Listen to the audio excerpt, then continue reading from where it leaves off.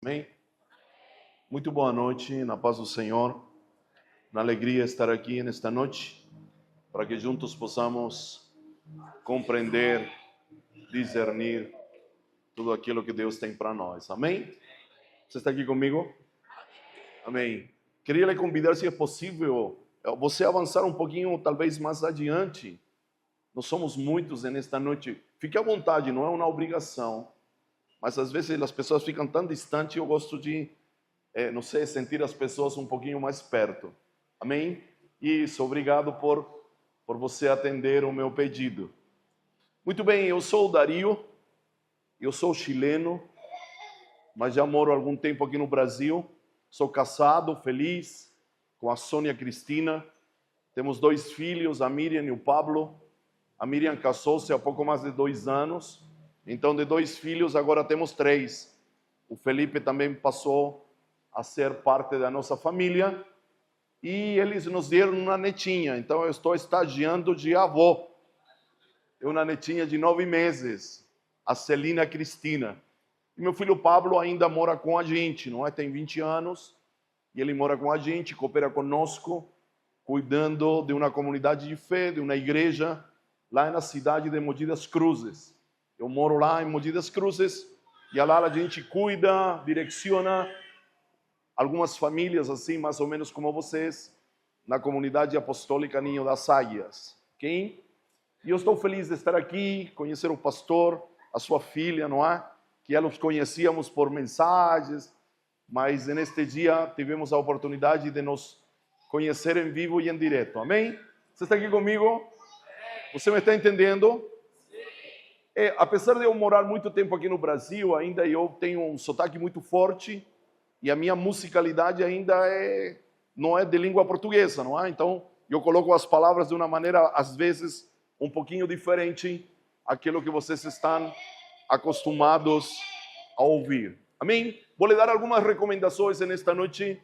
Eu gostaria que você, enquanto nós ministramos, você tomasse bastante atenção, ok? Você pudesse acompanhar os textos que vamos a usar na sua Bíblia, seja ela digital, seja ela impressa. Talvez os irmãos vão postar aqui, não é, no telão, e você possa ir conferindo. É muito importante que você possa ir conferindo aquilo que está sendo dito. Amém? Porque se alguma coisa você não entende de mim, por como eu estou falando, certamente o texto vai lhe ajudar a entender aquilo que o Espírito quer comunicar. Amém? Uma segunda coisa, talvez, sou um homem de muitos textos para poder explicar uma única verdade. Então, não se perca com tantos textos. Porém, trate de entender, trate de compreender e pegue para si a sua porção. Amém? Você está aqui comigo? Acostumo dizer que sou um vendedor de bolos. Então, eu trago um bolo de chocolate, bolo de laranja, bolo recheado, com calda dessa, com calda daquela. Então, em algum momento, eu vou liberar um bolo, chamémoslo assim, de seu agrado, em um bom sentido. Não que te agrade, mas que você está acostumado, o seu paladar está acostumado. Então, em algum momento você vai dizer, não, mas esse bolo não me agrada, esse outro bolo também não. Mas em algum momento, eu vou liberar uma fatia do bolo que Deus está liberando para a sua vida. Amém? Então, não trate de entender tudo. Eu estou com um microfoninho aqui, certamente vai gravar, vai ficar em vídeo, vai ficar em áudio, eu não sei. Mas agora é importante que você possa pegar a sua porção e depois você toma o vídeo, o áudio e estuda lá em casa, vai separando, destrinchando, para que você possa ter um todo. Amém? Pode ser? Muito bem, vamos orar antes de começar. Senhor, te damos graças, Senhor, nesta manhã, nesta noite. Obrigado por teu amor, tua bondade. Obrigado por tudo aquilo que tu és, Senhor, e por tudo aquilo que tu mostras de quem tu és a cada um de nós. Continua, Senhor, a nos mostrar quem tu és, Senhor. Continua a revelar quem é o Senhor. Revela, Senhor, aquilo que nós precisamos do Senhor nesta noite. Remova todo véu, remova todo obstáculo que nos impede de ver com clareza quem o Senhor é. Remova toda doença de nossos olhos, espiritualmente falando, toda cegueira, todo estigmatismo, toda, não sei, Senhor, toda obstáculos, Senhor, que nos impeça a ver o Senhor como o Senhor é. Nos ajude, Senhor. Venha aclarar nossa visão e o nosso entendimento, para que nós não fiquemos com uma caricatura de quem o Senhor é, mas nesta noite o Senhor possa se revelar, mesmo que seja um pouquinho, não importa a quantidade, mas que nós possamos ver com exatidão toda miopia, toda distorção, toda visão nublada, Senhor. Remova das nossas vidas. É de vital importância, Senhor, que nós possamos te enxergar com clareza, te ver como Tu és, Senhor. Senhor, faça-nos insistentes como João, em Apocalipse capítulo número 1, que não se conformou com ver candelabros, mas continuou olhando, hasta que teve a revelação de Cristo Jesus. Então, Senhor, queremos persistir, insistir em ver, mas de maneira clara, de maneira nítida, de maneira exata. É o que nós declaramos nesta noite, em um nome poderoso de Jesus. Amém? Muito bem. Quero nesta noite talvez tratar de nos posicionar em aquilo que eu entendo que precisa ser o ponto de partida para que nós entendamos a razão pela qual nos reunimos aqui estes dias. Amém? Quando somos convocados a uma conferência, somos convocados a conferir. Uma conferência não tem a ver com um pregador de destaque. Uma conferência não tem a ver necessariamente com alguém que entoa um louvor que vem de outro lugar. A palavra conferência vem de conferir, de a gente comparar, se podemos dizer assim, aquilo que estamos ouvindo e aquilo que o Senhor está comunicando. Amém? Me está acompanhando? O apóstolo Paulo usa este verbo. Devemos conferir aquilo que estamos ouvindo com gente espiritual, porque o homem natural não entende as coisas do Espírito. Amém? Então, estes 3 dias levam o nome de conferência e é conferência do Pentecostes, ou Pentecostes, não é? Que é uma festa importantíssima, ok? A festa do Pentecostes era 50 dias depois da Páscoa, da festa de los pães sem fermento, e tinha um objetivo.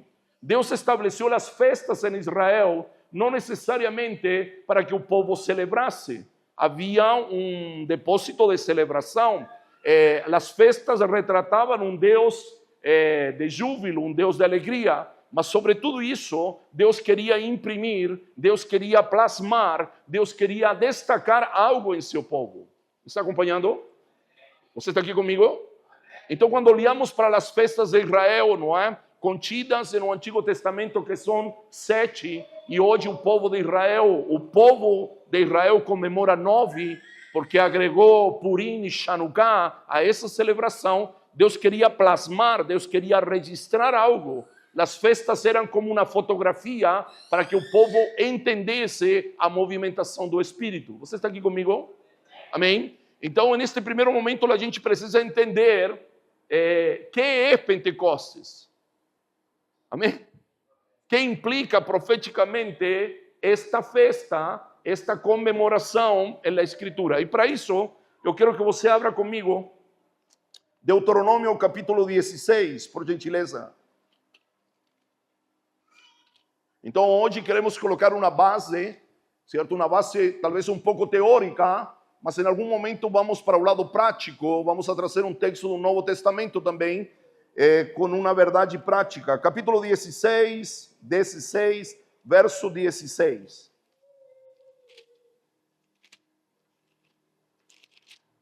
Isso. Acredito que está aqui, não sei se me vão auxiliar. Isso. Observe aqui, ofereçam, verso 16. 10 mais, por favor. Nenhum deles deverá apresentar-se ao Senhor de mãos vazias. Cada um de vocês trairá... parece que me cortou o 16 no começo. Parece que não está desde o começo. Isso, agora sim. 3 vezes por ano, todos os seus homens comparecerão diante do Senhor, o seu Deus, no local que ele escolher, por ocasião das festa dos pães sem fermento, da festa das semanas, ou Pentecostes, e a festa das cabanas. Diga comigo assim: festa dos pães sem fermento, festa das semanas e festa das cabanas ou dos tabernáculos. Ok? Perfeito? Quantos viram uma postagem que parece que esta casa colocou ontem? Quantos viram a postagem do Instagram? Essa postagem é vital. Sabe, eu não sou muito fã do Instagram, mas há coisas que a gente precisa ver, precisa dar uma olhada.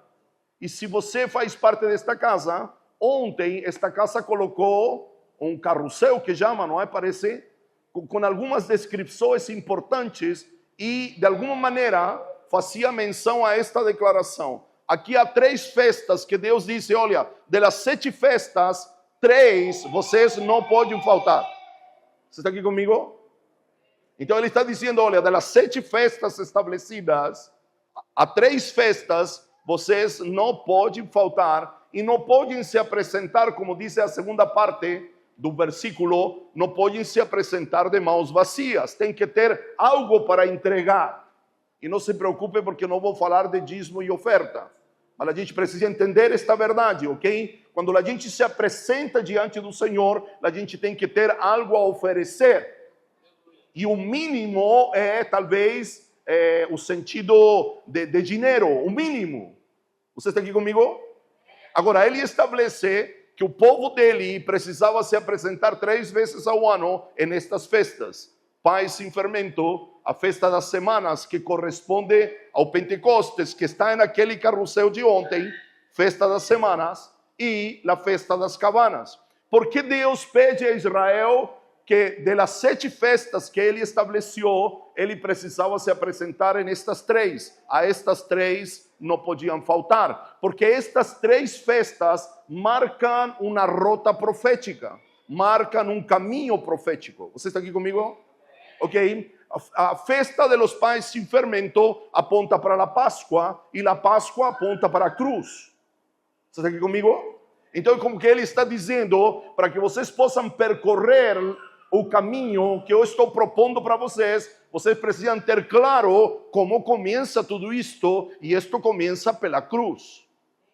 Você está aqui comigo? Isto precisa ficar muito claro. Observe, eu vou trazer uma figura para que você entenda melhor. Quando Israel sai do Egito, ele atravessa uma porta que pingava sangue.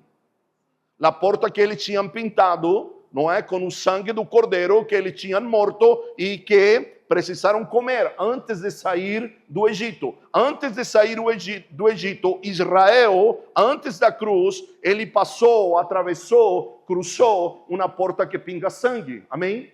Agora nós precisamos passar por uma porta que pinga sangue para começar a nossa jornada espiritual. Essa porta que pinga sangue é a cruz. Você está aqui comigo? Então, quando ele diz assim: vocês não podem faltar na festa dos pães sem fermento, que aponta para a Páscoa, a festa dos pães sem fermento fazia parte da Páscoa. Ok? Ele disse: olha, o ponto de partida é a cruz. O ponto de partida é o processo da cruz, porque a cruz não é um evento único, mas é um processo. Você está aqui comigo? Ok, perfeito. E o segundo passo é Pentecostes. Depois da Páscoa, se contavam 50 dias. Pente vem de 5, de 50, Pentecostes, pentacampeão, certo? Pentateuco tem relação com 5 ou com múltiplos de 5. Você está aqui comigo? Pentateuco, por quê? Porque são os 5 primeiros livros da Bíblia. Penta, 5, Pentecostes, 50 dias após a Páscoa. Ok? Jesus ficou 40 dias com seus discípulos. Isso está em Atos capítulo número 1. E ele subiu aos céus, e no dia número 50, Atos 2, o Espírito foi derramado sobre aqueles que perseveraram unânimes em um lugar alto, aproximadamente 120 pessoas. Me está acompanhando? Então, depois da cruz, vem o Pentecostes, ou a festa das semanas, que é a habilitação para uma jornada. Eu passo pela cruz, certo? E agora eu sou colocado em uma jornada, e agora eu preciso ser empoderado, chamémoslo assim, eu preciso de uma habilitação para percorrer esta jornada. ok? Que é a festa das cabanas. A festa das cabanas, ou a festa dos tabernáculos, que cronologicamente Israel comemorou há poucos dias, ok? Simbolizava a trajetória de Israel, o percurso de Israel no deserto, a peregrinação de Israel no deserto. Então, quando Deus estabelece, vocês precisam estar perto de mim na Páscoa, no Pentecostes e na festa das cabanas, ele está apontando uma trilha, ele está apontando uma rota que começa na cruz, que precisa passar pelo Pentecostes para que a gente possa celebrar, entre aspas, a festa das cabanas, que aponta para a nossa trajetória como peregrinos sobre a face da terra. Você está aqui comigo? Então, a festa de Pentecostes é de vital importância. Por quê? Porque ela me empodera para poder percorrer e viver a realidade de Deus para a minha vida. Você está aqui comigo? Essa é a finalidade de a gente celebrar Pentecostes de uma maneira profética, ou olhar para Pentecostes, ou olhar para Atos 2. Observe o que eu vou lhe dizer e não fique talvez chateado comigo. Atos 2, a sua essência não é falar uma nova língua. Mas Atos 2, a essência é que agora o Deus que habitava do lado de fora passa a habitar do lado de dentro, e isso me habilita para viver uma nova jornada. Você está aqui comigo? Isso está escrito lá naquele carrossel. Por isso me chamou a atenção, e estou fazendo esse destaque, porque nem todos os irmãos entendem essa transição. Okay? Que até o Pentecostes, Deus se comunicava do lado de fora, mas a partir do Pentecostes, Deus prova, certo, com esses 120 homens, que assim como Cristo Jesus veio e habitou em um corpo, ele foi o protótipo de Deus habitando em um homem. Você está aqui comigo? Cristo Jesus é o protótipo, é o modelo de que Deus pode habitar em um homem e esse homem dar a medida, corresponder à demanda de Deus. Então, em Atos 2, a coisa passa de um indivíduo a 120. Então, o marco de Atos 2 é este marco. Deus deixa, por assim dizer, de habitar necessariamente do lado de fora e passa a habitar do lado de dentro. Você está aqui comigo? Deixamos de nos... não gosto muito da palavra relação, mas talvez caiba. Deixamos de desenvolver comunhão com um Deus ambiental, com um Deus que está no ambiente, para nos relacionar com um Deus que habita na gente. Você está aqui...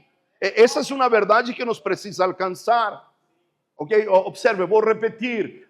O livro, o Pentecostes, em Atos 2, fecha um ciclo de um Deus ambiental, de um Deus que nos relacionamos com Ele do lado de fora, para agora passar a nos relacionar ou a desenvolver comunhão, que talvez seria a melhor palavra, com um Deus que agora habita no interior dos homens. Você está aqui comigo? Essa verdade é de vital importância. Acredito que quando o Senhor traz para esta casa uma conferência com o nome Pentecostes, é para gerar consciência de que você se tornou casa, habitação, morada desse Espírito. Ele habita em você, Ele está em você. Você está aqui comigo ou não?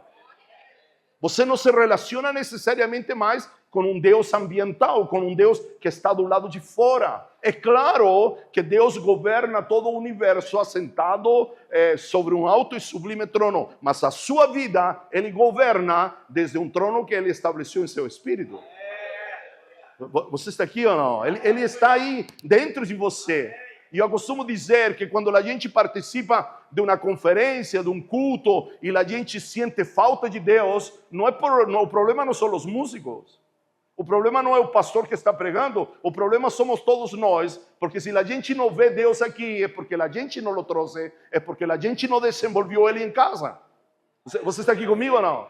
Porque Ele está em você, Ele habita em seu espírito.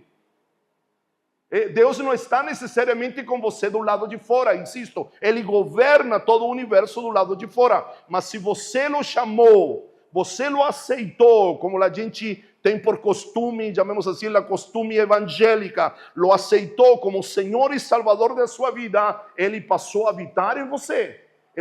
Ele fez de seu espírito uma habitação, uma morada. e Ele governa a sua vida a partir desse lugar em seu espírito. Amém? Você está aqui comigo? E essa verdade é de vital importância, porque essa verdade me empodera para poder percorrer, para poder entender e para poder desfrutar a jornada que me é proposta. Você está aqui comigo? Sabe quando temos dificuldades de caminhar porque achamos que Deus está do lado de fora? Mas Deus habita em seu interior.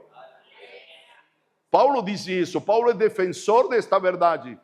A los Coríntios capítulo 3 ele vai dizer: porventura vocês não sabem que são templo, que são casa, que são habitação do Espírito de Deus e que Ele habita em vós?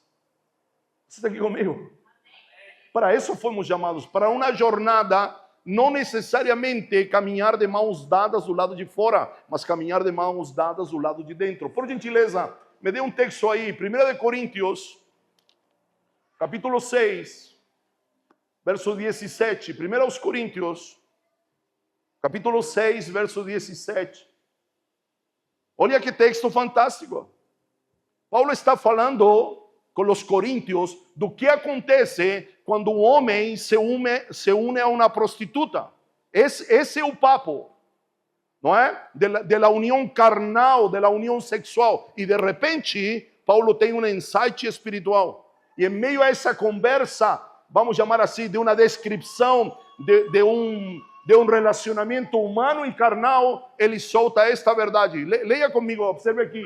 Aquele, porém, que se une ao Senhor é um espírito com Ele. Você está aqui ou não? Ele está falando da intimidade de um homem e uma mulher, e ele está dizendo, olha, porque quando um homem se junta com uma mulher, se tornam uma única carne. E aí ele tem um insight e ele diz, porque aquele que se une ao Senhor se torna um único espírito com Ele. Porque Ele passou a habitar em nosso interior. Então, esta é a importância. Insisto nesta verdade. É claro que Deus governa todo o universo do lado de fora, mas a sua vida Ele governa do lado de dentro. Nós acabamos de cantar de dentro para fora. Mas às vezes a gente vive uma realidade ainda que nós temos um Deus do lado de fora. Você está aqui comigo? Ele está com você. Aonde você vai, Ele vai. Ele é Emmanuel, Deus conosco. A encarnação fez possível que Cristo, que Deus, o Filho de Deus, habitasse entre os homens. Isso é o que disse João. E o Verbo se fez carne para habitar entre os homens. Mas a ressurreição habilitou Cristo para habitar dentro dos homens. Essa é a importância da ressurreição. A ressurreição vai marcando um fim de um período. A encarnação, novamente, observe, guarde isto. A encarnação habilitou Cristo para habitar entre os homens. João 1,14. E o Verbo se fez carne para habitar entre os homens. Mas a ressurreição habilitou Cristo para habitar dentro dos homens, através de seu Espírito. Me dê outro texto aqui, por gentileza. 1 Coríntios, capítulo 45, não, capítulo 15, verso 45. É importante que você me acompanhe nesta base primária, vamos chamar assim, neste fundamento básico, porém elemental. Observe aqui, assim está escrito, o primeiro Adão, o primeiro homem, a saber Adão, tornou-se o quê? Tornou-se um ser vivente. Aí outra tradução que diz alma vivente. Está aqui comigo? Agora observe o último. E o último Adão, que é Cristo, ele se tornou o quê? Espírito que dá vida, ou espírito vivificante. Aí outra tradução, talvez na sua, certo? Outra tradução, a ARA, uma Almeida revista e corrigida, talvez diga espírito vivificante. Como está na sua Bíblia aí, na sua tradução? Que tradução você tem? Como está escrito no final do verso 45? Espírito vivificante, sim ou não? Sim. O que significa ser um espírito vivificante? Aquilo que a nova versão, aqui é outra versão, aquilo que a versão internacional diz, aquele que foi habilitado para compartilhar a vida que estava nele, compartilhá-la em outras pessoas. cabe uma pergunta: que vida habitava Cristo? Você está aqui comigo ou não? Você me está acompanhando ou está difícil? Eu vou chegar na parte mais simples daqui a pouco, mas esta base é importante. Me dê João 1,4, por gentileza. Observe a descrição de João. Em ele estava... A pergunta é, que vida estava nele? O texto não diz que ele estava vivo. Você está aqui comigo ou não? Ele não diz, mas se ele estava vivo, ele não está dizendo que ele era um ser humano, ele diz, em ele estava a vida, e essa vida se manifestava em luz. Você percebe que vida e luz andam juntos? Percebe ou não? Lembra lá o Gênesis, houve luz, e depois da luz, toda a vida. A vida animal, a vida material, e depois o homem. Percebe isso ou não? Luz e vida caminham juntos. Agora, a pergunta é, que vida estava em ele? Em ele estava a vida. Insisto, João não está dizendo ele estava vivo. Essa vida é a vida de Deus. Ok? Essa vida é a vida de Deus, é a vida Zoe. Z-O-E. Você está aqui comigo? Diga, essa vida é a vida de Deus. Amém? Se você tem acesso, não é? Hoje em dia é mais fácil a uma concordância em grego, você vai ver que essa palavrinha é Zoe. Amém? Você está aqui comigo? Observe, há 3 palavras para vida. Bio, vida biológica. Psique, vida da alma, pensamentos, emoções e vontades. E vida Zoe, a vida de Deus.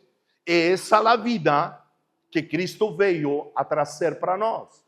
E eu vim para que vocês tenham vida, e vida em abundância. Essa vida abundante, essa vida Zoe. Você está aqui comigo? A ressurreição habilitou Cristo a compartilhar essa vida que estava nele. Por isso ele se tornou, pelo processo da cruz, se tornou espírito vivificante, habilitado para compartilhar a vida. Quando você levantou sua mão e disse, eu quero esse Jesus, eu aceito esse Jesus como Senhor e Salvador da minha vida, isso é o charme do Evangelho, porque na verdade quem te aceitou foi Ele. Ele me amou primeiro. Ok? Me está acompanhando? Então, a gente popularizou esse aceitar o Senhor como Senhor e Salvador da minha vida, certo? Ele te faz a proposta de você abandonar a sua vida e ganhar a vida dele. Você está aqui comigo? Por isso que ele diz, aquele que querer reter a sua vida, perder-la-á. Ou seja, perderá a oportunidade de se tornar portador da minha vida. Mas aquele que perder a sua vida se tornará, por assim dizer, ganhador da minha vida. Você está aqui comigo? Então, naquele momento, mesmo que você ignorasse o que aconteceu, você se tornou portador da vida de Deus. A vida de Deus, através do Espírito de Deus, passou a habitar em você. E isto o tornou compatível com Deus. Você está aqui comigo ou não? Você me está olhando com uma cara? Porque observe, alguém para doar um órgão, não é transplante de órgão, para eu doar um órgão para uma pessoa, qual é o primeiro pré-requisito? Ser compatível. Sim ou não? Concorda comigo ou não? Eu, por mais que eu queira, não é? Não posso te dar um rim se eu não sou compatível ou você não é compatível comigo. Me está acompanhando? A Escritura diz que Deus nos daria um novo coração. Então, para eu receber um novo coração, precisei me tornar compatível com Deus. Você está aqui comigo? Então, a vida de Deus, que não é só a vida de Deus, eu passei a ter agora em meu espírito a sua genética, a sua essência, a sua substância, e isso me tornou compatível com Ele. Então, me tornei apto, poderíamos dizer assim, não por meu mérito, mas apto para receber uma nova vida, um novo coração, e agora sim, eu tenho condições de corresponder à demanda de Deus. Porque na conversa que Cristo Jesus tem com Nicodemos, ele deixa claro que o que é nascido da carne produz obras da carne, mas o que é nascido do Espírito produz o fruto do Espírito. Você está aqui comigo? Então, humanamente, a gente nunca poderá corresponder ao Senhor. Humanamente não. Nós precisamos nos tornar compatíveis com Ele para que agora sim a nossa gestão possa agradar o nome do Senhor. Você está aqui comigo? Observe, de uma maneira simples. Tudo o que está embrulhado em mim mesmo, o Pai não recebe. Mas tudo aquilo que está embrulhado em Cristo, o Pai recebe. Me está acompanhando? É uma coisa prática. A boa intenção, o Evangelho não se trata de boa intenção. O Evangelho se trata de que tudo o que oferecemos a Deus esteja embrulhado em Cristo, e tudo o que está embrulhado em Cristo, o Pai recebe. Agora, tudo o que está embrulhado em mim, na minha boa intenção, na minha própria habilidade, na minha própria competência, pode parecer bom e excelente, mas o Pai não aceita. O melhor exemplo disso, queridos, é quando Davi quis trazer a arca embrulhada na sua ideia, na sua boa intenção. O que acontece? A arca tropeça na metade do caminho e manifesta morte. Ele precisava trazê-la da maneira de Deus, embrulhada, poderíamos dizer, de uma maneira didática, da maneira de Deus. Porque Deus não aceita nada que não esteja embrulhada em seu próprio Filho. Você me está acompanhando? Então, quando olhamos para Pentecostes e olhamos desde uma perspectiva profética, precisamos nos lembrar de estas coisas. Desenvolvemos comunhão com um Deus que habita dentro de nós, com um Deus que quer estabelecer a sua comunhão conosco de dentro para fora. Deus não está interessado, queridos, em um rito eclesiástico. Deus não está interessado necessariamente em tudo aquilo que nós praticamos. Por que a Deus lhe interessa o que nós praticamos? Porque isso nos faz conhecê-lo mais a Ele. ¿Me está entendendo? ¿Por que cantamos? ¿Por que adoramos? ¿Por que oramos? ¿Por que praticamos disciplinas espirituais? Porque as disciplinas espirituais nos levan a conhecer ao Senhor. E en esto consiste a vida eterna. Você aqui, a vida eterna não consiste necessariamente em ter uma vida que durará eternamente. Isso faz parte, mas a essência da vida eterna não é uma vida que nunca acaba. A essência da vida eterna é para conhecer ao Senhor. Me dê esse texto, por gentileza. Obrigado. João capítulo 17, verso 3.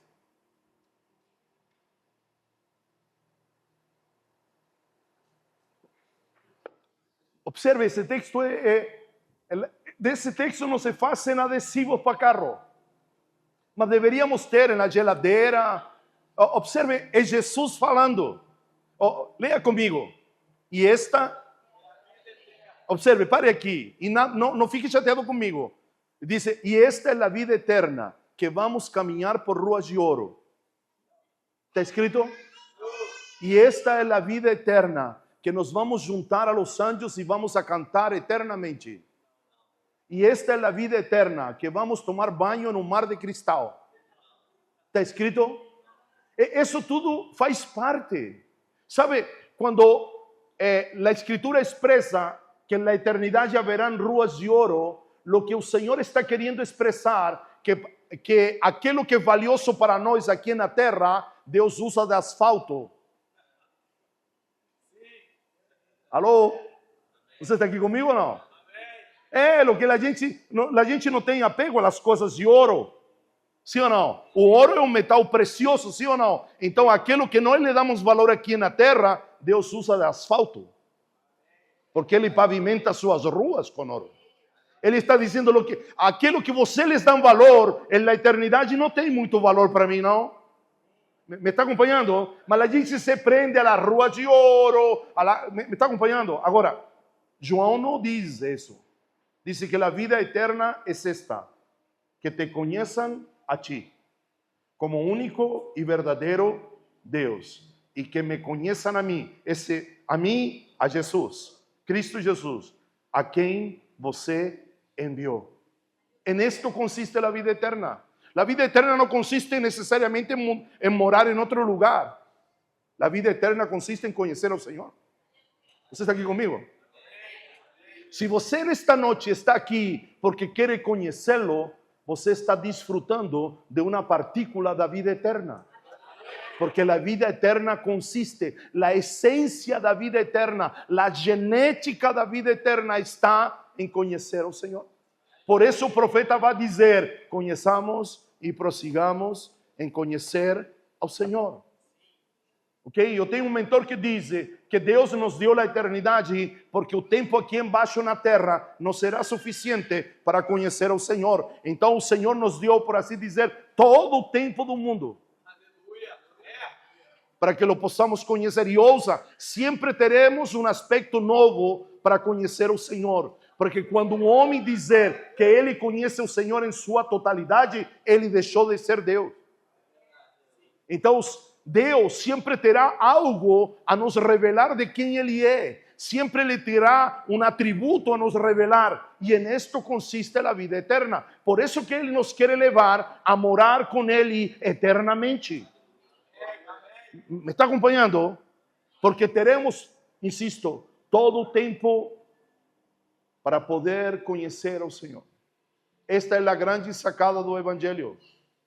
E na medida que lo conhecemos, não é? A nossa vida humana vai sendo tragada pela sua vida.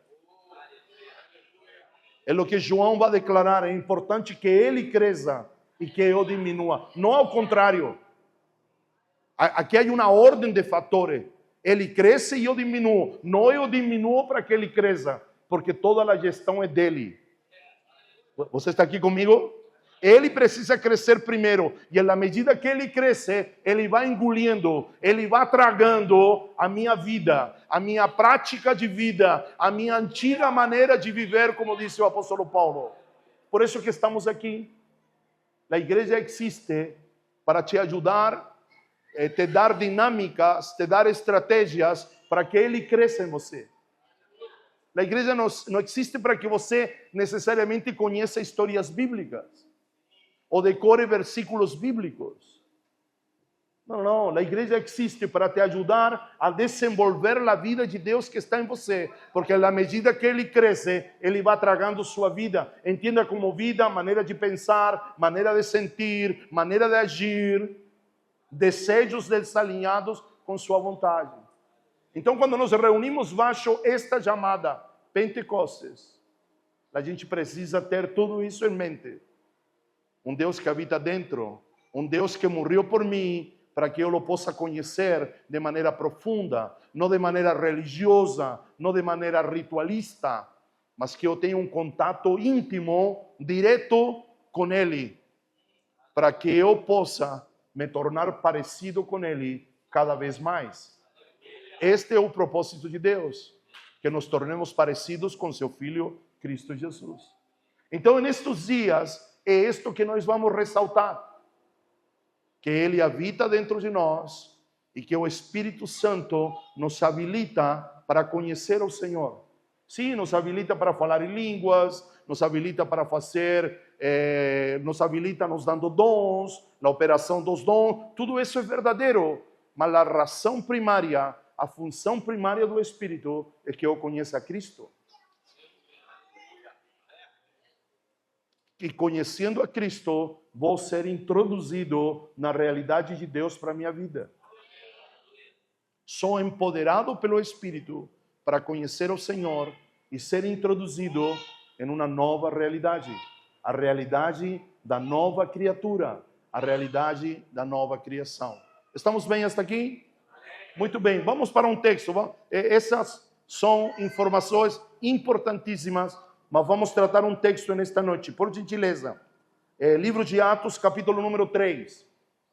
Agora vamos para a parte prática. Eu sei que essa primeira parte teórica, ela é meia chata, não é? Vamos chamar assim. Nem todo mundo se interessa. Essa primeira parte não causa arrepios, não é?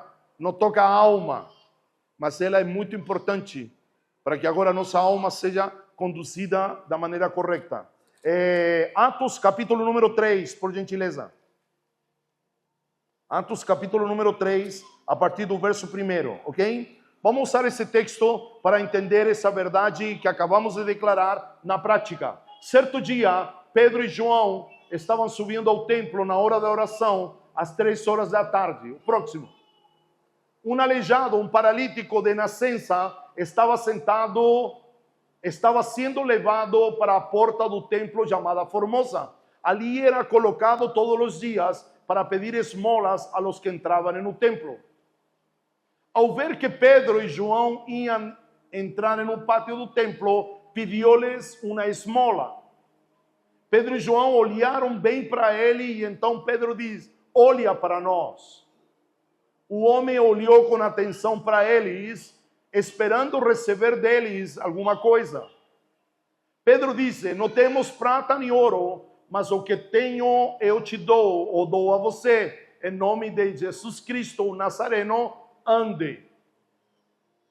Segurando-o pela mão direita, ajudou-o a levantar-se e imediatamente os seus pés e tornozelos do homem se tornaram firmes. Deu ele um salto, se colocou em pé e começou a andar. Diga-se comigo: saltou, andou, entrou. Uma vez mais, por gentileza, diga comigo: saltou, andou, entrou. Entrou com eles no pátio do templo, andando, saltando e louvando a Deus. Verso 9.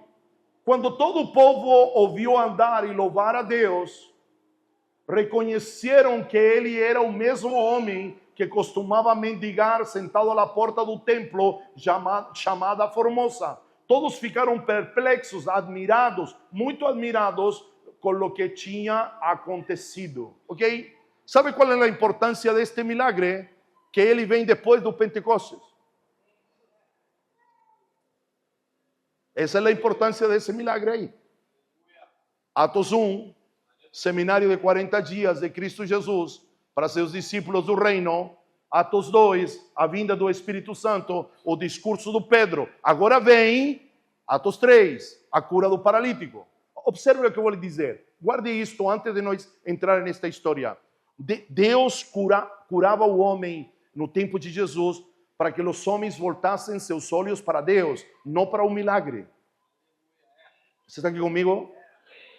Me está acompanhando? Toda manifestação de Deus não é para que nós fiquemos vidrados na manifestação. Toda manifestação aponta para Deus. Se eu paro na manifestação não cumpre seu objetivo, a não ser me curar, me dar uma experiência. Porque toda manifestação, certo? Ela precisa me levar para Deus, me levar para Cristo. Esta era a finalidade das curas, de restaurar o paralítico, restaurar o cego, que o homem entendesse que havia um Deus que estava querendo cuidar ou querendo expressar amor para ele. Mas o que acontece com a gente? A gente fica com um milagre e a gente perde o coração paterno de Deus. A gente fica com a manifestação, mas a gente não toca o coração de Deus. Me está acompanhando? Então não fique vidrado pelo milagre, porque o milagre é a expressão de que há um Deus que nos ama, há um Deus que está ocupado e interessado por nós. Você está aqui? Perfeito. Observe, este milagre é importante porque ele acontece após a vinda do Espírito Santo. Os discípulos estão experimentando uma nova realidade. Por isso que Pedro e João não dão uma esmola para ele, mas eles dizem: nós te vamos dar aquilo que nós temos, aquilo que nós carregamos, aquilo que nos habita. Você está aqui comigo? Você está aqui comigo ou não? Em outro tempo, talvez os discípulos iam a dar uma moeda para ele. Mas agora eles estão vivendo uma nova realidade. E aqui há um primeiro ponto que amanhã e talvez depois de amanhã a gente vai abordar. Somos empoderados pelo Espírito para experimentar, adentrar em uma nova realidade de Deus. Me está acompanhando? Então observe, este homem era um paralítico de nascença. Tinha nascido paralítico. Me dê o texto de novo, a partir do verso 1. Para eu começar a decorrer ele. Então, certo dia, Pedro e João estavam subindo a orar ao templo, não é? Naqueles dias não havia uma igreja estabelecida como esta que nós temos. Eles se reuniam nas casas, eles se reuniam no templo, usavam a estrutura do templo para suas práticas espirituais. Muito bem, me dê o próximo. Um aleijado ou paralítico de nascença estava sendo levado para a porta do templo chamada Formosa. A prática de vida deste homem era pedir esmola na escadaria do templo, próximo à porta chamada Formosa. Você está aqui? Então, observe, aqui hay um detalhe importante. Este homem se move por necessidade. Este homem vai ao templo por necessidade, e o contraste é que Pedro e João não vão por necessidade, vão por propósito. Você está aqui comigo? Então, guarde estes dois extremos. Você precisa entender que Deus não se move por necessidade. Ele se compadece da minha necessidade, mas Deus não se move por necessidade. Ele se move por propósito. Você está aqui? Então, observe, é a primeira colocação.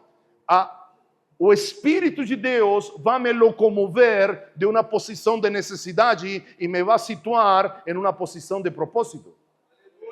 Então você precisa se perguntar, por que caminho com Jesus? Por que faço parte de uma igreja? Por necessidade ou por propósito? Você está aqui comigo ou não? Porque esta vai ser a transição do paralítico.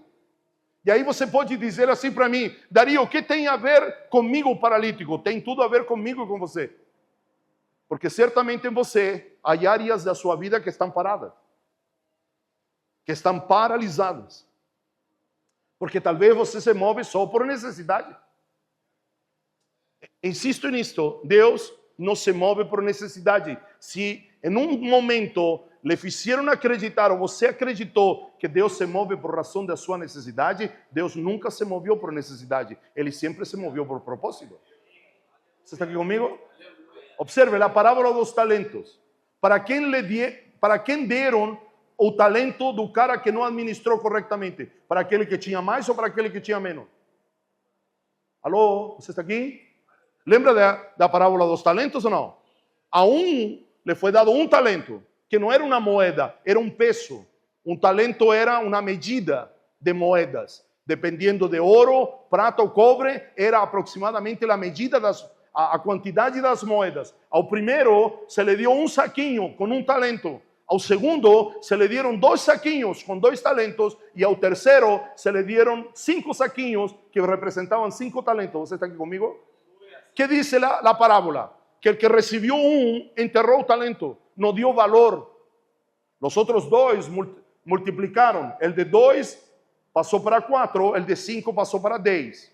Quando o Senhor da parábola sabe que aquele que escondeu o talento, remove o talento dele, sim ou não? E dá para quem? Para aquele que tem menos ou para aquele que tem mais?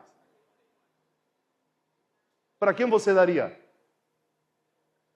Você está aqui comigo ou não? Sabe para quem a gente daria? Para quem tem menos. Sim ou não?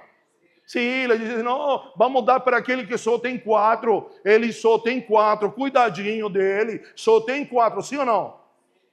Isso é se mover por necessidade. Você já viu que a gente tem facilidade em ajudar, chamemos assim, o irmãozinho que tem menos condições, mas ajudar o irmão que tem uma condição melhor, e Deus diz, pega R$100 e dá para o irmão. E você diz, por que eu vou dar para o irmão? Eu ando de bicicleta, ele anda de carro. Sim ou não? Porque a gente se move por necessidade. Você está aqui comigo? As pessoas que têm uma melhor condição, às vezes Deus nos leva a dar algo para eles, para provar que Deus também cuida deles. E às vezes a gente diz, não, eu vou dar para meu irmão, eu ando a pé, ele anda de carro. Os filhos meus estudam na escola, sei lá, municipal, ele paga a escola particular, por que eu vou dar para ele? Se ele não precisa, ele não necessita. Porque Deus não se move por necessidade. Você está aqui comigo? Bom, o que vai acontecer aqui vai fazer transitar o paralítico de uma perspectiva de necessidade a uma perspectiva de propósito. Então eles vão subindo, eles estão vivendo uma nova experiência. Guarde isto é muito importante. Eles estão empoderados pelo Espírito que habita neles. y se encuentran con este hombre. ¿Saben lo que es más poderoso de ese texto? Que esa palabra formosa, en original, significa tempo determinado. Estação certa, tempo certo. Você está aqui? Você pode procurar isso no original. Então, observe, ele estava paralítico, mas ele estava no lugar certo. Mas estava paralítico. Ele estava no lugar certo, no tempo determinado, na estação determinada. Você pode buscar isso depois e vai encontrar. Mas estava paralítico, vivia de esmola, vivia como chamamos assim, vivia de lo que sovejava os outros. E muitas vezes, quando não entendemos a realidade do porquê o Espírito veio a habitar dentro de nós, estamos igual que esse paralítico. Estamos vivendo em uma nova estação, estamos vivendo um novo tempo, mas estamos paralíticos e nos tornamos homens que esperam a esmola que outro vai me dar. Você está aqui? Ele está sentado no lugar correto. Ele está no tempo determinado, mas ele desconhece a verdade que os discípulos conhecem. Então, observe, colocado ali todos os dias para pedir uma esmola aos que entravam no templo, ele já vivia um círculo vicioso. Todos os dias eu vou, estico a mão, alguém me dá uma esmola, volto para minha casa, ao outro dia vivo de mendigância, vivo de aquilo que os outros me dão. Me dê o próximo. Verso 3. Ao ver que Pedro e João iam entrar no pátio do templo, pediu-lhes uma esmola. Era como automático, era sentir o barulho de alguém que subia as escadarias, que ele já estendia a mão. Me está acompanhando? Eu não sei você, mas a gente se torna dependente às vezes de los outros. De lo que alguém possa te dar, e não só o financeiro. Às vezes a gente refém dos outros porque somos carentes emocionalmente. Você está aqui comigo? Isso é pedir esmola. Lembra da mulher que foi falar com Jesus para ele curar a sua filha? E ele disse, mulher, não é teu tempo não. Eu vim para as ovelhas perdidas da casa de Israel. E quero te contar uma historinha. O pão que eu trouxe é para os filhos, não é para vocês. Porque não chegou o tempo. Ela era gentia. Então Jesus está dizendo para ela, vai chegar o seu tempo, mas seu tempo não é agora. Mas a mulher tem uma sacada, ele diz, verdade, não é meu tempo. Mas assim como na vida real, os cachorrinhos comem da mesa que cai de seus amos, o Senhor poderia me dar, aunque seja as migalhas. Por isso que ele disse assim para a mulher, mulher, grande é a tua fé. Não é uma fé para crer, é uma fé para entender. Me está acompanhando? Porque Jesus la mandou embora e disse, eu não tenho pão para você, não é seu tempo, pode ir para o final da fila. E ela disse, beleza, Senhor, eu entendo o que você me está falando, mas você pode me antecipar. Você pode me dar uma amostra grátis aqui e agora. Não é assim quem vende Natura, quem vende Avon, dá assim um frasquinho, olha, experimenta, é como que isso. Ele falou, Senhor, você está certo, não é tempo do perfume inteiro, mas o Senhor pode me dar uma amostra grátis. E ela disse, Senhor, é verdade, o pão é para eles, mas eu posso ainda comer das migalhas que caem da mesa. Me está entendendo? Agora observe, a vezes nos acostumamos a comer migalhas. Alô, você está aqui comigo? Sendo que o pão é para a gente.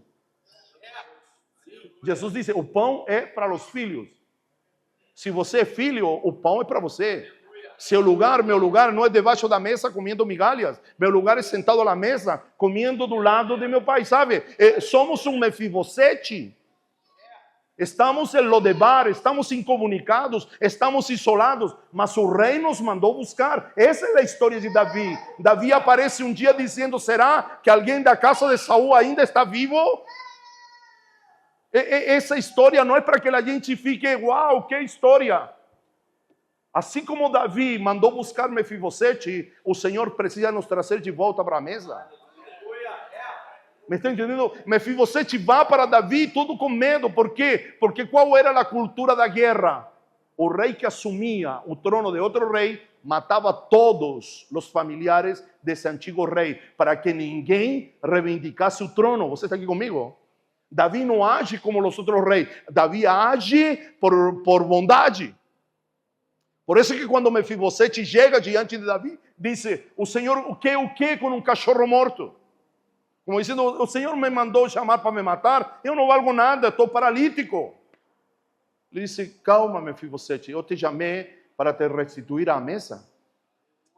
Eu quero que a partir de agora você se siente à mesa. Sabe por quê? Porque a toalha da mesa cubre a minha fragilidade. Na mesa, não importa se você é paralítico. Na mesa não importa se a você lhe falta um pé. Na mesa não importa se você está de sapato, de chinelo, descalço ou de um tênis da moda. Porque a toalha da mesa simboliza a graça. Já viu que na mesa todos ficamos do mesmo tamanho? Alô? Não há ninguém mais nem ninguém menos. Então, esse homem precisa sair debaixo da mesa. Mas ele está condicionado. Ele sente o barulho de que alguém sube a escadaria e estica a mão. E observe, pedindo uma esmola. Me deu 4. Por que eu estou dizendo isso? Porque olha a chamada de Pedro e João. Pedro e João olharam para ele e então disseram, olhe para nós. Porque o cara já esticava só a mão, nem olhava para as pessoas. Ele estava mais preocupado na esmola que quem lhe daria a esmola. Agora Pedro e João dizem para ele, olhe para nós. Você está aqui comigo? É hora de olhar para ele, não para os apóstolos, mas olhar para Cristo Jesus. Com nossos olhos fixos em Cristo Jesus, autor e consumador da nossa fé. Aonde estão nossos olhos? Você que faz parte desta casa, seus olhos estão em um pastor, você vai se decepcionar com ele. Me está entendendo? Porque haverá um dia que ele não poderá te ajudar. Haverá um dia que ele estará muito ocupado e ele dirá, meu filho, não consigo chegar. Me está acompanhando? E isso não é que o teu pastor é ruim. Há momentos, querido, que ninguém me pode ajudar. E esses momentos que ninguém me ajuda é porque eu preciso depender só dele. E não porque o pastor é mau, não porque os irmãos não cuidaram de mim. Há momentos em que Deus vai mobilizar o corpo, mas há outros momentos que a situação que eu preciso passar, eu la preciso passar sozinho, porque eu preciso depender única e exclusivamente dele. Está acompanhando? Então você precisa discernir. Quando está passando por uma situação, você precisa se perguntar, Senhor, o corpo vai vir em meu auxílio ou eu preciso passar sozinho? Porque há situações que você precisará passar sozinho. E aí você vai dizer, a sua alma vai gritar, me ofereceram ajuda, ninguém me ajuda. E aí o Senhor dirá para você, é que esta etapa você precisa passá-la sozinho. Eu e você e eu. Aleluia. Então a gente precisa discernir. Então estes homens disseram para o paralítico, olhe para nós. São dias de olhar para o Senhor. O Pentecoste nos lembra disso. De olhar para o Senhor, de olhar para o que o Senhor já fez por nós, olhar para aquilo que nos foi dado sua vida, e a vida nos empodera para poder trilhar, para poder avançar na jornada que o Senhor nos propõe. Olhe para nós. Verso 5.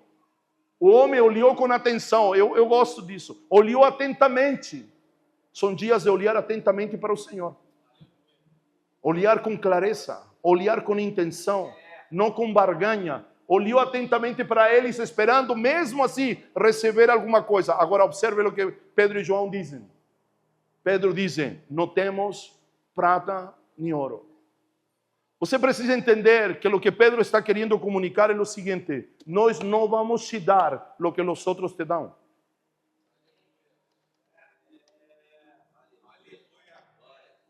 Isso é o que está querendo comunicar o texto. Nós não vamos te dar o que os outros te dão. Porque o que os outros te dão te mantém nessa posição. O que nós vamos te dar vai te tirar desse lugar e vai te colocar em outro lugar. Me está entendendo? Isso é o que Pedro e João estão dizendo. Olha, você está esperando algo de nós, parecido a lo que os outros homens te dão. Mas aquilo que os outros homens te dão, te perpetuam nesse lugar. Não te tiram dessa condição, mas o que a gente vai te dar, vai te tirar dessa condição.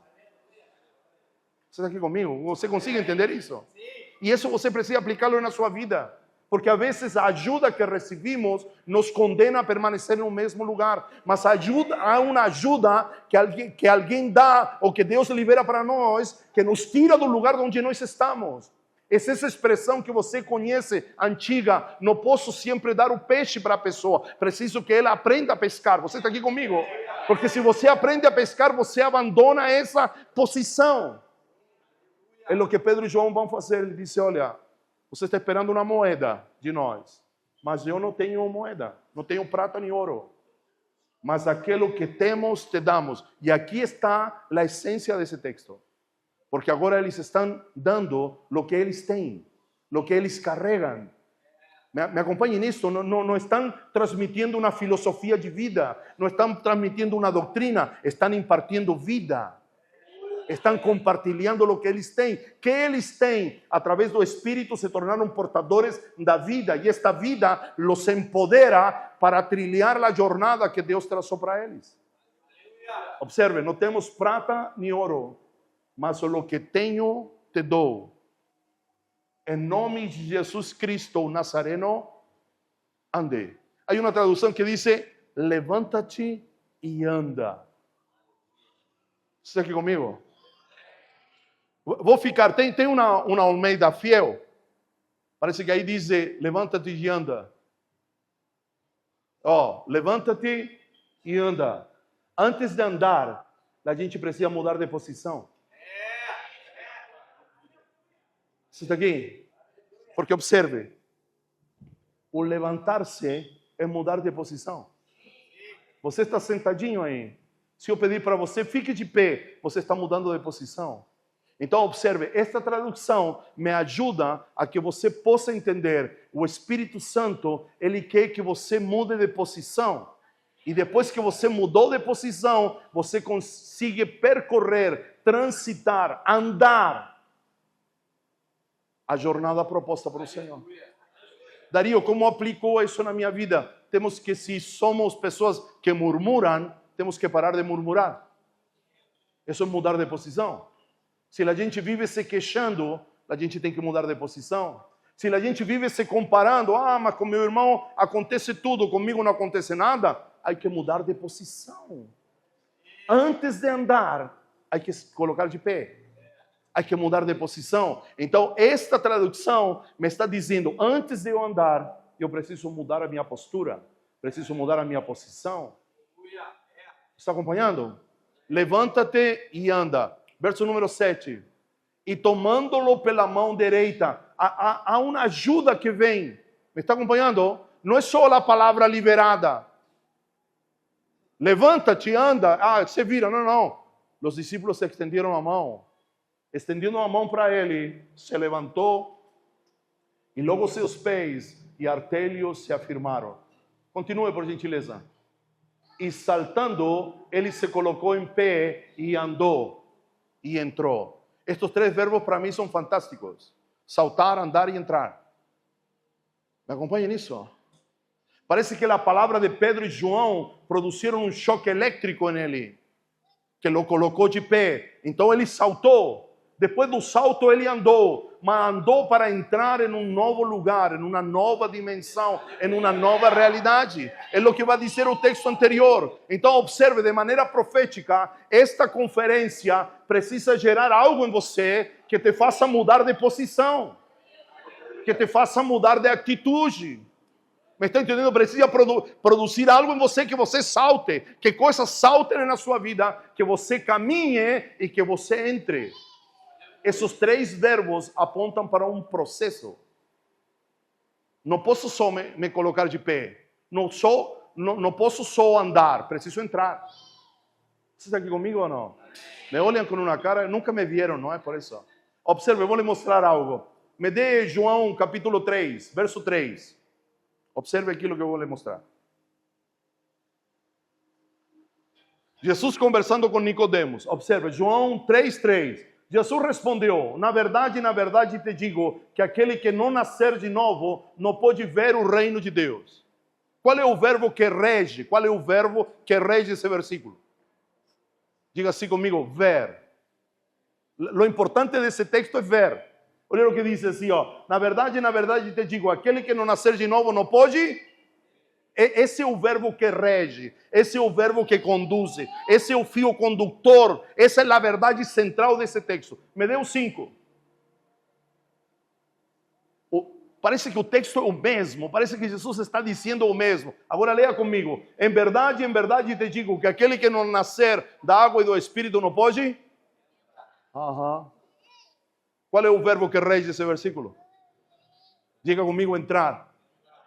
Diga assim comigo, no verso 3 é ver. No verso 5 é entrar. Pergunte para mim, o que eu preciso aprender, Dario? Que há gente que vê e não entra.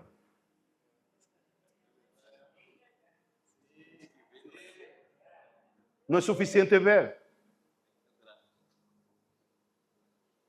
Já procurou uma casa para alugar? Acredito que sim, não é?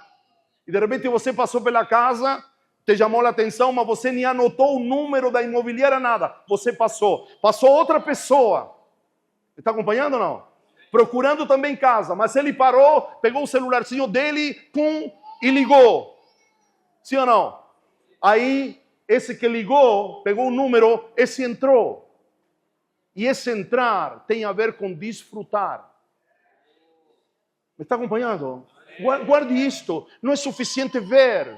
A gente precisa dar outro passo. Por isso Jesus parece que está repetindo o mesmo para Nicodemos, mas ele muda o fio condutor, ele muda o verbo que rege a frase. E ele disse, olha, uma coisa é entrar, Nicodemos, mas que uma coisa é ver primeiro. Mas você pode ver, não tem um ditado popular aqui que a gente vê com os olhos e lambe com a testa? Não tem uma expressão parecida assim? Não é? É porque você só ouviu, você não desfrutou. Então, na segunda colocação, ele diz, há que entrar. Este homem ficou de pé, este homem andou, e seu caminhar o introduziu em um lugar onde ele nunca tinha entrado. Você está aqui comigo? Observe o que eu vou lhe dizer. Eu estou profetizando sobre a sua vida. Se você decidir ao toque de Deus, e entenda esse toque não um toque místico, mas a resposta que você vai dar àquilo que Deus está liberando nestes dias, precisa te colocar de pé. Talvez você diga para mim, Dario, tu não sabe a situação que eu estou vivendo. Sim, você também não sabe a situação que eu estou vivendo. Porque isto não é por situação, isto é como respondemos, qual é a resposta que vamos dar àquilo que Deus está comunicando. Me está entendendo? A mulher do fluxo de sangue, ela teve uma resposta. Ela disse, olha, se eu tão só tocar o manto dele, eu serei curada. Mas ela precisou se abrir caminho. Ela precisou, chamémoslo assim, entre aspas, ter uma postura até tocar nele. Me está acompanhando? Ela não disse, se ele vir até mim e ele me tocar, certamente eu serei sana. Ela disse, se eu tocar nele, e eu vou tocar só a borda do vestido. E aí é todo um contexto. Uma mulher, na condição dela, não poderia tocar um rabino. Me está entendendo? Então, ela não venceu só a multidão, ela venceu o preconceito, ela deixou para trás o que a lei dizia, ela não se importou com nada, ela disse, olha, se eu tão só tocar nele. Ela se propôs algo, mas às vezes quando nos propomos algo, não é muito fácil o desenvolvimento daquilo que nos propomos, mas ela se abriu caminho. Você está aqui comigo? E quando ela toca, Jesus disse assim, alguém me tocou. Aí o Pedro disse, Senhor, tem muita gente aqui. Como o Senhor diz para mim, alguém me tocou. Quando ele disse, eu sei que alguém me tocou, porque virtude saiu de mim, ele está dizendo, alguém me tocou de maneira diferente. Porque ele arrancou algo de mim que os outros não arrancaram. Isso é virtude. Me está acompanhando Jesus em isso? Não, alguém me tocou porque virtude saiu de mim. Jesus está dizendo, olha Pedro, eu sei que alguém me tocou porque me tocou de uma maneira diferente. E porque me tocou de uma maneira diferente, eu liberei algo porque me tocou de uma maneira diferente. Me acompanha nisso ou não? Então, observe isto. Esse espírito que nós estamos lembrando hoje, o dia de Pentecostes, me habilita para ver e entrar. Não só para ver, não só para ficar olhando de longe. Observe o que eu vou lhe dizer. O evangelho tem um aspecto pouco difundido, que é o aspecto de desfrutar. O evangelho é renúncia, mas tem um lado também que é desfrute. Me está acompanhando? É renúncia, é entrega, sim, mas tem um lado de desfrutar, tem um lado de se sentar à mesa. Toda a Escritura fala de se sentar à mesa, de comer. Qual é a primeira prova do homem? Não coma daquela árvore. Você percebe isso? Deus encapsulou no verbo comer uma prática espiritual. Você está aqui ou não? O homem não foi destituído do jardim porque ele não orou. Diz, ah, você não orou, fora. Ah, você não jejuou, fora. Não, não, ele foi colocado para fora, por assim dizer, porque ele comeu daquilo que não podia comer e não comeu daquilo que deveria ter comido. Você está aqui comigo ou não? Então o verbo comer encapsula uma prática espiritual. Por isso que ele nos chama a nos sentar na mesa. Não para comer, porque o comer desenvolve comunhão e há desfrute. O comer gera prazer ou não gera prazer? A gente já fica, como diríamos assim, doido só do cheiro. Ou não? Tudo é regado a comida na Bíblia. Os melhores encontros de Jesus com alguém ao redor da mesa. Desce, Zaqueu, porque eu vou furar uma boia na tua casa. Vou arrancar na tua casa. Ele não disse, eu vou fazer um culto na tua casa, e nada contra fazer culto. Mas ele disse, olha, pode descer daí, porque eu vou comer com você nesta noite. A igreja de Laodiceia, estou à porta e bato. Se você me abrir, eu me sentarei com você à mesa. Ele está dizendo, eu vou restaurar a comunhão com você. Porque vocês perderam a comunhão comigo, me botaram para fora. Quem bate a porta? Quem está do lado de fora, não do lado de dentro. Ele está batendo a porta. Eis que bato a porta e chamo. Por quê? Porque está do lado de fora. Há uma música que nós cantamos, é sua casa. Se a casa era dele, ele podia entrar. Mas ele foi colocado para fora. Ou não? Sim, mas ele disse, me dá uma chance. Me deixa entrar. E entrar para quê? Não é para orar junto, e isso não quer dizer que não vamos orar. Eu quero entrar para me sentar à mesa. Onde os olhos se abrem de los discípulos a Emaús? Ao redor da mesa. E partindo o pão, os olhos deles se abriram.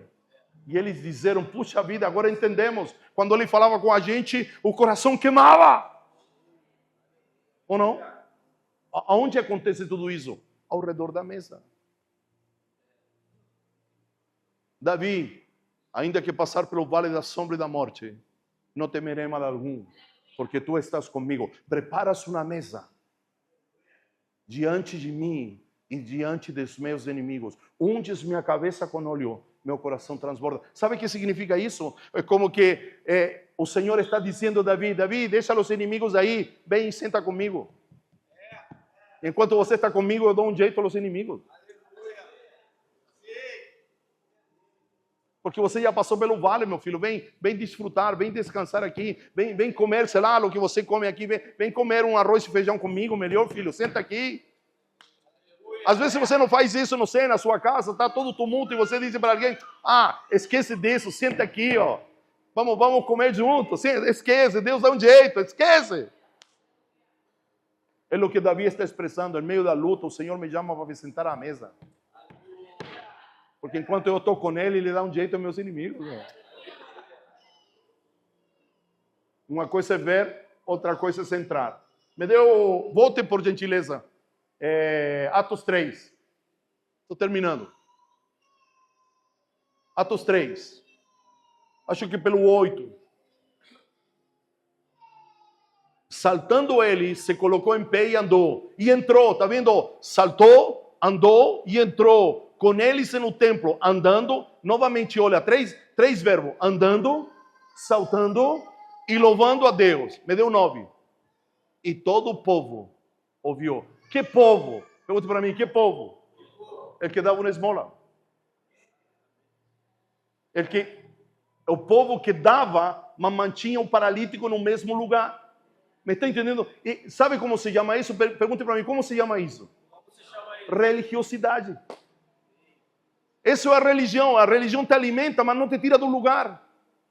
A religião te dá uma suposta solução momentânea, mas não te tira do lugar.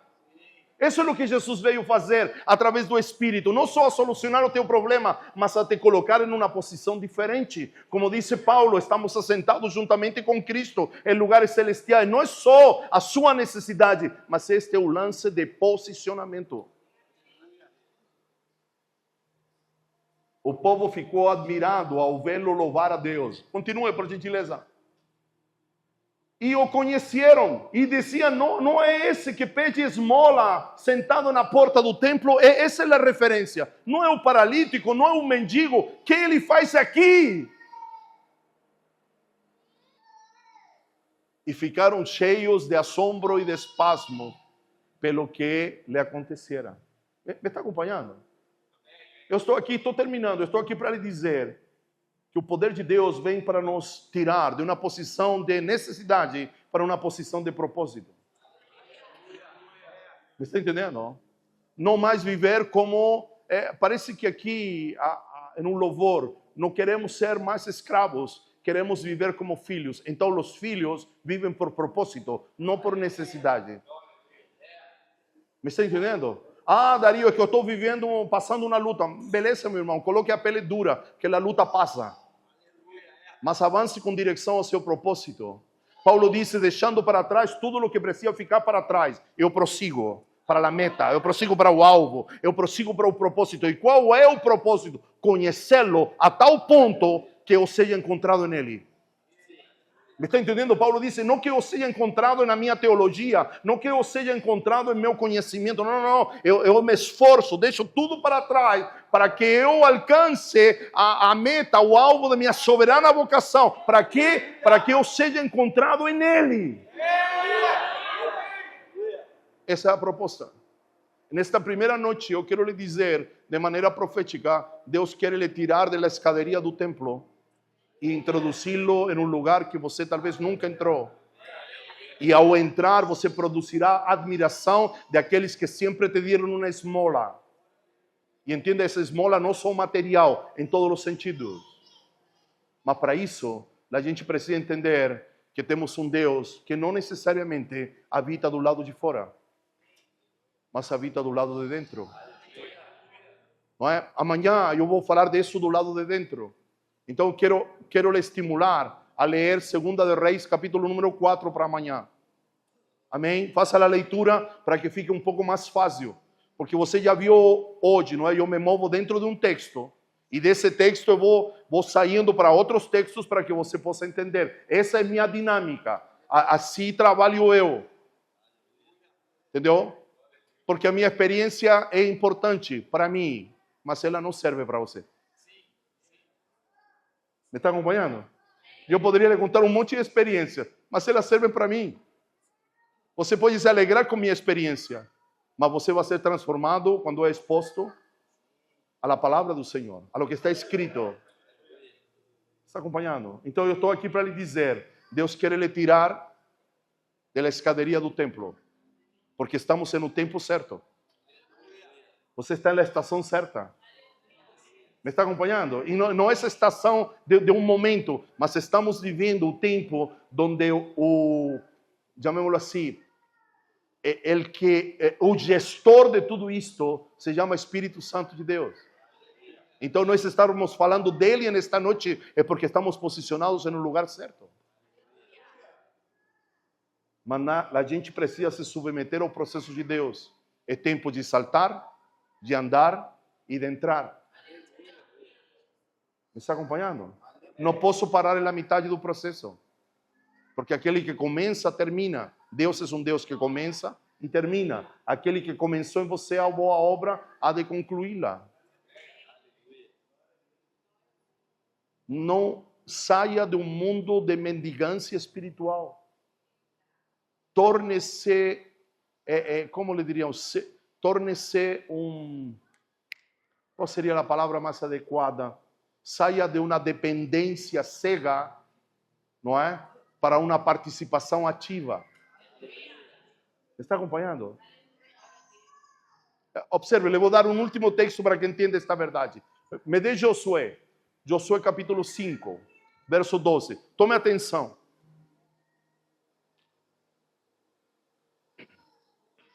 Josué capítulo 5, verso 12.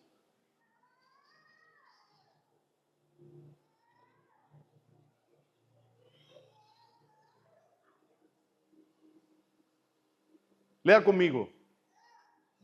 E cessou o quê? Maná no dia seguinte. No dia seguinte, que depois da Páscoa, eles comemoraram a Páscoa, ok? Depois que comeram do fruto da terra, os filhos de Israel não tiveram mais maná. Porém, no mesmo ano, comeram do quê? Observe, passaram de depender do maná a cultivar a sua própria comida. Entende o texto? Me está acompanhando? Porque chega uma hora, meus irmãos, que o maná cessa. E não tenha maná como o pão que cai. Não, não, é dizer, o maná tinha data de validade. Você está aqui comigo ou não? Quando o maná cessou, quando Josué circuncidou o povo, que não tinha sido circuncidado no deserto, celebrou a Páscoa, e estamos falando disso, estabeleceu a cruz, por assim dizer, a dependência do maná parou. Agora ele se torna cooperador, se torna participante. Me está entendendo? Se torna um filho que coopera, não um filho que só, entenda, que tem uma dependência cega. Deus nos chama a ser dependentes dele, mas ele, na medida que vamos amadurecendo, nos vai dando autonomia. Me está acompanhando? Então observe, eles passam de dependentes cegos a participantes. Me acompanhem nisso. É como que o texto está dizendo, abandonaram a escadaria do templo. É o mesmo que acontece, perguntou por que Jesus pergunta para o cego Bartimeu, o que queres que eu te faça? Você já se perguntou isso? Ou não? Conhece o cego Bartimeu? Aquele que gritava na beira do caminho. Aí Jesus o manda chamar, sim ou não?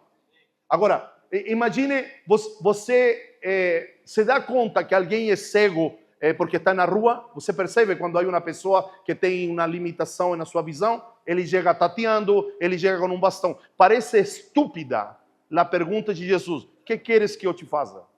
Você está aqui comigo ou não? Se eu fosse o cego, eu faria, Senhor, eu quero ver. Está na cara, me está acompanhando? Mas a pergunta que Jesus faz ao cego é para que ele entenda que Jesus o vai tirar dessa condição. E ele vai ter que assumir outra postura e, por consequência, outra responsabilidade. Você está aqui comigo? É como que ele está dizendo, Senhor, quando ele diz, eu quero voltar a ver, ele está dizendo assim, tu tens certeza? Porque se eu te devolvo a visão, você vai ter que abandonar a periferia. Você vai ter que trabalhar, cara. Certamente você vai conhecer uma mulher e vai estabelecer uma família e você precisará ser o provedor dessa casa. Você está certo, igual que o Silvio Santos, você está certo disso? E o cego diz assim, não, Senhor, eu quero ver. Você está aqui comigo? Entende o que eu estou falando? O Senhor quer tirá-lo da sua condição. O Senhor, milagre por milagre, queridos. Para quê? Para continuar igual. Não, não, o milagre vai vir para te tirar da beira do caminho, para te tirar da periferia, para que você abandone a escadaria do templo, por assim dizer, para que você abandone a ideia intelectual de que Deus tem um tempo para você, mas você abandone a ideia intelectual para que você comece a viver o tempo, a estação que Deus tem para a sua vida. Porque Deus tem um tempo, Deus tem uma estação, Deus tem um momento para você, Deus tem coisas para você. E quando falo coisas, falo de coisas espirituais. Mas para isso, a gente precisa abandonar a escadaria do templo e ser empoderados por um Espírito que nos foi dado para viver tudo aquilo que Deus já nos deu. Ele não tem mais nada para lhe dar. Ele já te deu tudo em Cristo. Ele não tem mais nada para lhe dar. Então não lhe peça, Senhor, me dá, não, é dizer, me leva a conhecer Cristo, porque na medida que você conhece a Cristo, aquilo que Ele já te deu vai se manifestar na sua vida. Me está acompanhando? Deus não tem mais nada para nos dar, porque Ele já nos deu tudo no Filho. Tudo o que nós precisávamos. Não é? Não é a música do Alexandro? Você não canta a música do Alexandro? Procurei sua glória. Encontrou quem? Encontrei o Filho. Porque depois da cruz tudo está no Filho. Você quer justiça, está no Filho. Você quer sabedoria, está no Filho. Você quer fé, está no Filho. Você quer glória, está no Filho. Tudo está no Filho. Por isso, Deus não tem outra coisa a não ser seu Filho. Deus só tem um verbo, Deus só conjuga um verbo para te dizer, e esse verbo é meu filho. Você está aqui comigo? Então termino a palavra desta noite lhe dizendo: o Senhor quer lhe tirar da escadaria do templo. Ok? Ó, eu não sou um pregador que causa arrepios, mas confronto aqui, cara. Então, se você estava esperando, caiu do cavalo, cara. Mas eu estou ofendendo a tua maneira de pensar. Me entende? É dizer, a habilidade de um profeta é ofender sua mente, não causar arrepio. Eu vou entende isso de ofender a tua mente? Eu vou questionar a tua maneira de crer. E isso te vai causar incômodo em algum momento. Dizer, olha o que o cara está falando. Mas é assim mesmo. Porque de arrepios estamos cansados.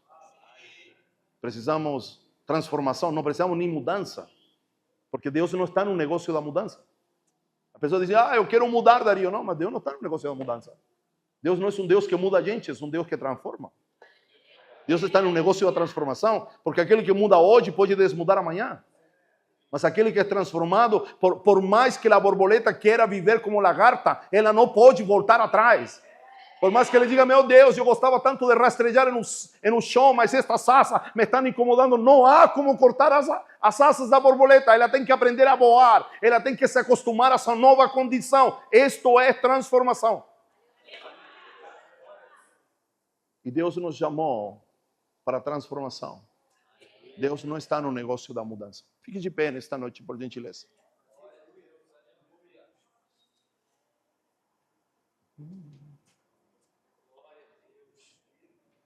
Senhor, nesta noite te damos graças, Pai. Obrigado por teu amor, obrigado pela tua bondade. Obrigado, Senhor, não necessariamente por lo que está escrito, mas pela tua palavra, porque ela é espírito e vida, Senhor. A tua palavra não é letra e tinta, Senhor, não é papel. A tua palavra é espírito e vida. E nesta noite invocamos o espírito da palavra. E nesta noite invocamos a vida, Senhor, que está por trás daquilo que o Senhor declarou e deixou registrado. Senhor, nos tira da periferia, Senhor. Nos tira, Senhor, da beira do caminho. Nos tira da escadaria do templo, Senhor.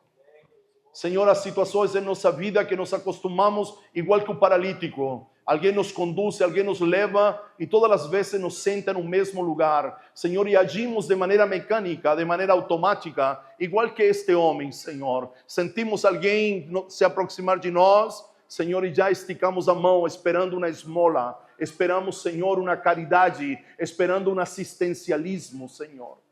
Mas nesta noite, Senhor, remova os véus que nos impedem ver e que nos impedem entrar nesta realidade, Senhor. Queremos, Senhor, que o Espírito nos leve a absorver esta verdade. Aquilo que Pedro disse para o paralítico: não tenho prata nem ouro, não estou aqui para suprir a tua necessidade, estou aqui para dar um propósito à tua vida. Que nós possamos ouvir isso do Espírito, Senhor. Senhor, isso não quer dizer que o Senhor nos importa com nossas carências, Senhor, mas quando caminhamos em prol do propósito, o Senhor suple e provê para nossas carências e as nossas necessidades, Senhor. Por isso, nesta noite, decidimos nos focar no propósito, Senhor. E não em um propósito nosso, nem no propósito do Senhor para conosco, mas primeiramente nos focar no propósito do Senhor. Porque o Senhor tem um propósito que Paulo lhe chama de o propósito eterno. Senhor, queremos fazer parte desse propósito eterno, porque nesse propósito há um propósito para nós, Senhor. Então colocamos nossos olhos no propósito eterno, naquele mistério que esteve escondido, que diz Paulo, mas agora foi revelado no tempo de Paulo, porque a igreja alcançou uma maturidade apostólica e profética, se revelou aos santos apóstolos e profetas, Senhor. Senhor, nos tira da escadaria. Nos tira da escadaria, Senhor. Que teu Espírito nesta noite venha a nosso encontro, como Pedro e João foram ao encontro desse paralítico. Senhor, nos leva a dar o salto, a dar o primeiro passo nesta noite, Senhor. Senhor, e a ser encaminhados nesse propósito, nesse processo. E o paralítico saltou, andou e entrou, Senhor. Queremos adentrar em uma nova realidade, na realidade do Espírito, na realidade da nova criação, Senhor. E quando falamos da realidade do Espírito, não falamos necessariamente em uma atmosfera mística. mas em algo que é real, que é palpável, que é visível, Senhor. Não com os olhos humanos, mas com os olhos do Espírito.